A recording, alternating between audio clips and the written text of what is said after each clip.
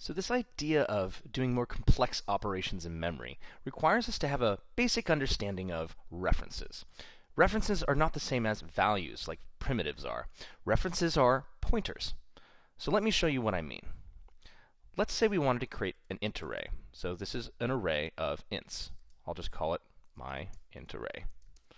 And we're going to have to specify when we first create it the size of it. So this means there's 4 different positions, 4 different memory lockers, each of them being an int. We can actually put stuff in those lockers by describing which position. In this case, I'm saying the first position, or the 0th position. And I'll say, let's make that equal to 2. Okay, so what has happened here is a couple things. One is that this particular piece of memory is being assigned 2.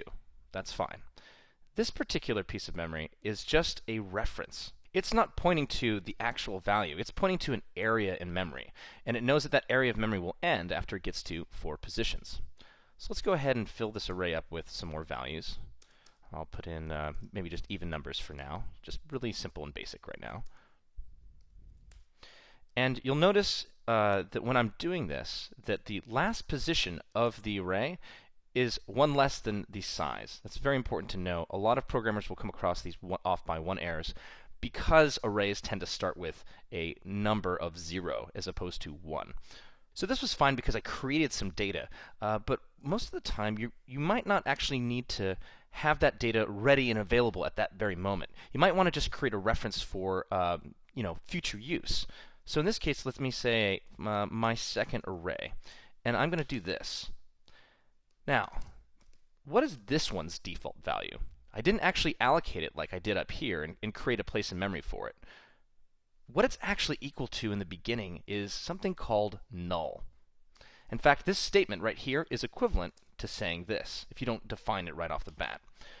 What is null? Well, null is kind of like nothingness. It means this isn't pointing to anything.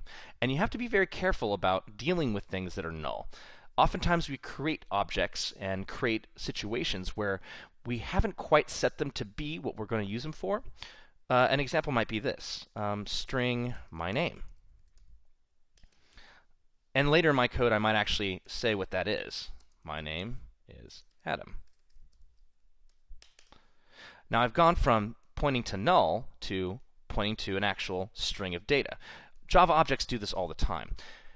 Primitives will always have a value, but any type of reference type, which is pretty much everything else in Java, is always going to start at being pointing to nothing. It's up to you to actually point it to a useful part of memory.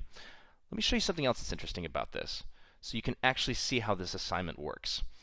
If I now say my second array is equal to my int array, then this particular variable is pointing to this data in memory. If, however, at this moment I say my int array is equal to null, I'm not somehow deleting this memory at all.